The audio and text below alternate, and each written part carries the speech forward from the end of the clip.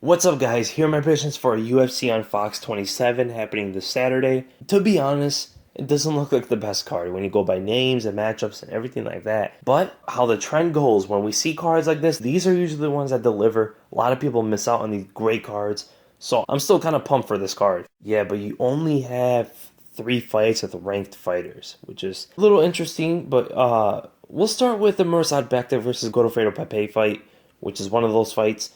Now, this is a very interesting fight because we're actually seeing Backtick back after that Darren Elkins fight. That was a very strange fight, an exciting fight. But Mirsad Bektic is very well rounded, very good with Muay Thai, very good boxing, extremely good wrestler. His wrestling is probably his biggest asset, but he's good everywhere. He's good at everything. Really good at boxing combinations, really good leg kicks, really good mixing with the striking, and he's great and mixing boxing combinations with takedown. His blast double, his double legs, his single legs, those are his main weapons. Very explosive and athletic. He's very top heavy on the ground. He's good with ground and pound, and with that top heavy pressure, he gets the opponent to give him openings to pass. And that's where he lands some big ground and pound and half guard, side control, and he's good at getting the mount as well. But there are some things about him. One, his cardio, not his cardio, but his pace. He doesn't know how to pace himself that well. He pushes a little bit too hard. He moves a lot. He always explodes in everything, and it gasses himself. You know, he saw that in Darren Elkins' fight. And also, he doesn't make the best decisions. When he has such a big advantage in one area, he doesn't stay there, which is kind of weird. Like you saw in the Elkins fight, it was only loss. So it's a real fight you can really look at when you look at his weaknesses. He had a big advantage on the feet, but he kept going with the wrestling, which is very strange. He gave Elkins every opportunity to finish the fight or get some kind of advantage. And if he does that against a guy like Godofredo Pepe, it could be sealed and done at any time because Godofredo Pepe is a long, lanky, dangerous, risk-it-all kind of a fighter. He has really dangerous submissions. On the feet, he'll die for them if you give him the opportunities. If you go for takedowns, if you even clinch up with him, if you push him backwards, he will jump on something if you give him that opening. So that's going to be very dangerous for Backtick.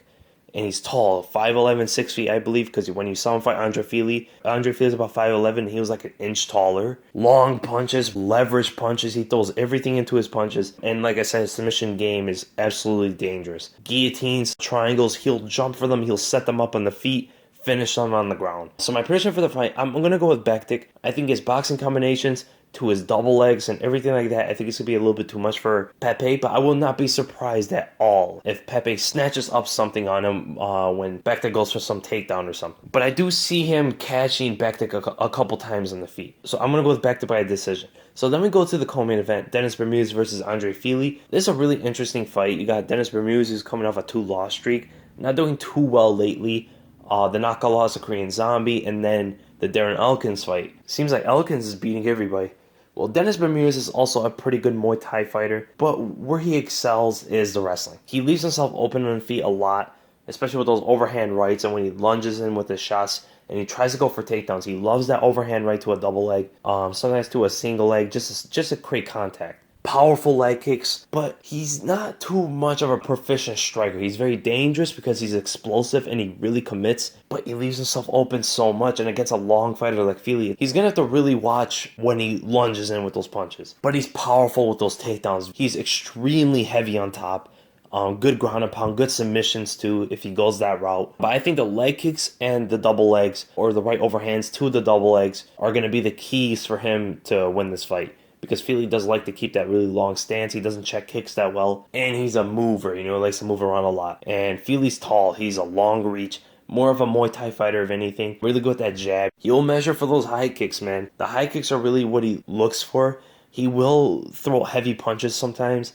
And that could be dangerous against a guy like Dennis Bermudez because Bermudez will meet him with those punches, and he's really good at getting off the center line, which Fili likes to throw at the center line. His guard is pretty good, but I don't think on the ground he could really do too much to Bermudez. Maybe snatch up a triangle or something, which is going to be tough, though. So in this fight, I'm going to go with Dennis Bermudez. I'm going to go by a decision, but I don't know. I have this feeling that Andre Fili is going to catch him on the feet. I have this feeling for some reason, intercepting him in some direction. And then we go to the main event and the biggest fight of the card, Jacare versus Derek Brunson. And this is the rematch. But the thing about this fight is Jacare hasn't fought in a while. The last time he fought, he got destroyed by Robert Whittaker. And I believe that's the first knockout loss of his career.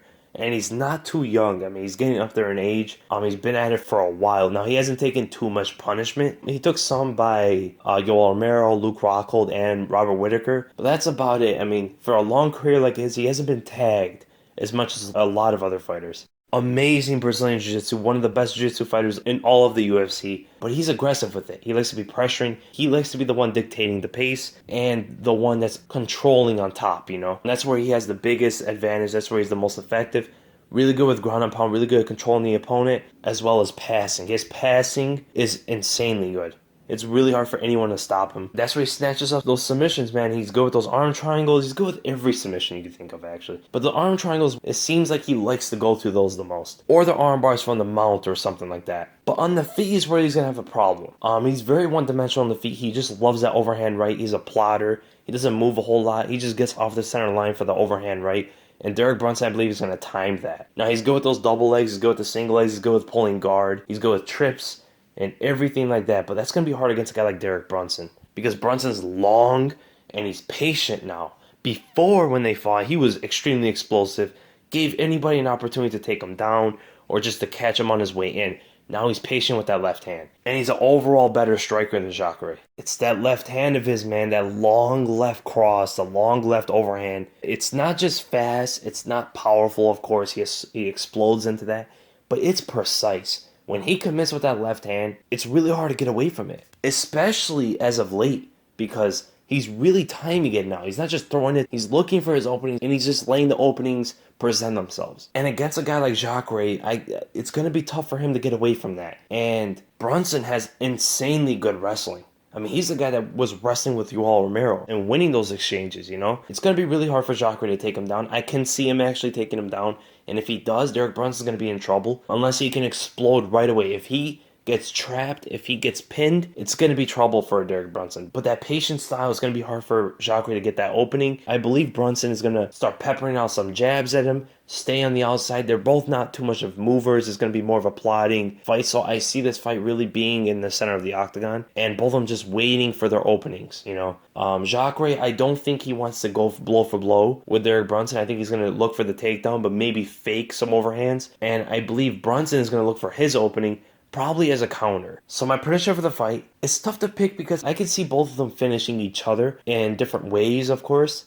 But I'm going to go with Derek Brunson. I'm going to go with the younger, longer, more explosive Derek Brunson. I think his takedown defense is going to be enough to thwart off the takedown threat of Jacare. And I think his striking, his explosiveness, and the danger on the feet is just going to be too much for Jacare. I think Jacare is going to leave himself exposed. I think his striking is just too far behind. But I do see Brunson waiting for his opportunity, waiting to see a reaction from Jacare before he commits. So I'm going to go with Brunson, and I'm going to go by a second round knockout with that left hand. So those are my predictions, guys. I hope you guys enjoyed the video, and if you did, make sure to give it a thumbs up. And if you enjoyed my content, make sure to subscribe. For my next video, I'm going to break down one of the fights of the card, possibly. And I have my podcast on Tuesday. So I'm going to leave a comment below pinned, questions for podcasts or something like that. So make sure to leave a comment below if you guys want to ask me any questions on the podcast. The questions with the most likes get read first, and Twitter questions get read before YouTube questions. If you want to tweet me, just hashtag it MMA meeting, and I'll read those first. So again, thank you guys so much for watching, and I'll see you in the next video.